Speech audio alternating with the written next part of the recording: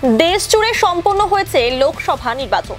বিক্ষিপ্ত কিছু ঘটনা ছাড়া দেশের প্রায় সব জায়গায় শান্তিপূর্ণভাবেই মিটেছে ভোট। আগামীকাল ভোট গণনা, যার জন্য প্রহর গুনছে গোটা দেশবাসী। গত 26শে এপ্রিল দ্বিতীয় দফায় ভোট গ্রহণ সম্পন্ন হয়েছে দার্জিলিং জেলায়। নির্বাচনের পর থেকে কড়া প্রহরায় শিলিগুড়ি কলেজের স্ট্রং রুমে বন্দী ইভিএম। আগামীকালই দার্জিলিং লোকসভা কেন্দ্রের প্রার্থীদের ভাগ্য নির্ধারণ হবে। তারই শেষ মুহূর্তের প্রস্তুতি চলছে শিলিগুড়ি কলেজে। কলেজ চত্বর জুড়ে মাইক, সিসি ক্যামেরার ব্যবস্থা করা হয়েছে। সাধারণ মানুষের যাওয়া ইতিমধ্যেই নিষেধ করা হয়েছে। নিরাপত্তার চাদরে গোটা কলেজ চত্বর।